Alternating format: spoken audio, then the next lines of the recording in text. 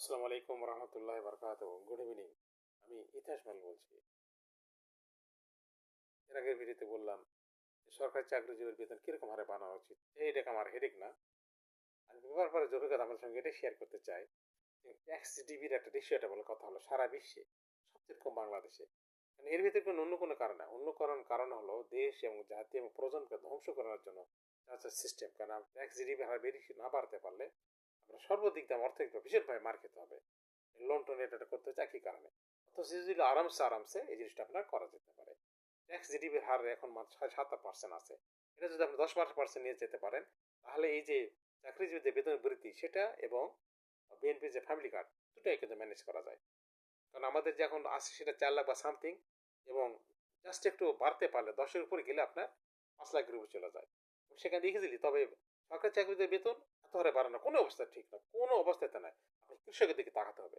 কৃষকদের আপনি কমপ্লিটলি পুরোপুরি সারটা বিনা পয়সায় দিতে পারেন। যদি আপনার এত দেওয়ার ক্ষমতা হয় ডেফিনেটলি দিতে, না হলে এটা চরমভাবে অন্যায় হয়ে যাবে। বিএনপির প্রতি এটা আহ্বান থাকবে। আমরা দেখুন কত কিরকম পারে। এই প্রস্তাবটা দিছিল তাদের ধরেন কোনভাবে, তাহলে কৃষকদের জন্য আপনার কি করবেন? ডেফিনেটলি কৃষকদের সারের দাম আপনার একদম মাত্র খুব নামমাত্র সারের দাম দিতে হবে। মাত্র $2 বিলিয়ন, $2.5 বিলিয়ন টাকা হয়তো কম হবে। এটা যে কোনো জায়গা তুলে হয়তো রিকভার করা যাবে। কৃষকদের প্রধানতা দিলে, ভর্তুকি দিলে কৃষকরা আপনার সেটা রিটার্ন দিবে।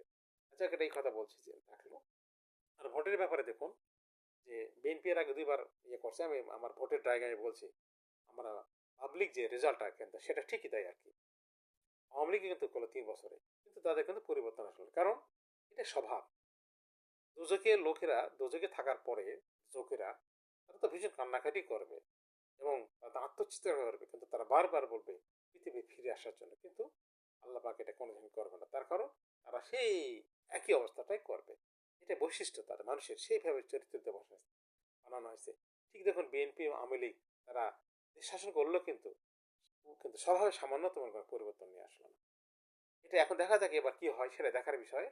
পরবর্তী ইনশাল্লাহ সেভাবে কথা বলা হবে। আমার খালি একটা অনুরোধ থাকবে, একটা বলো সবার জন্য। দেখো, আইন শৃঙ্খলা পরিস্থিতি উন্নতকরণ যে বাঙালি যে অবস্থায় আসছে, যে লাঠি কা ভূত বাতমে নাই যাতা, এটা হলো হিন্দির কথা। সেটা আমি আরবি আগে বলছি যে শুধু আইন শৃঙ্খলা পরিস্থিতি উন্নতকরণ। ওষুধ আইন দ্বারা পরিচালিত হয়েছিল 15 বছর, দেশ মানুষ পশুতে পরিণত করেছে শেখ হাসিনা। সবচেয়ে বড় অবদান। জাতি পশুতে পরিণত হলে কি হয় সেটাই। পশু আইন দ্বারা চলে, আমার লোক আর আমাদের লোক। এই জিনিসটা পুরোপুরি আউট করে দিতে হবে। সবাই মিলে জেলে আমরা দেশটাকে আগে নিয়ে যাই, এবং সবাই সেভাবে বিভেদটা বাদ দিতে হবে, কুত্তা কামারি বাদ দিতে হবে। আল্লাহ হাফিজ।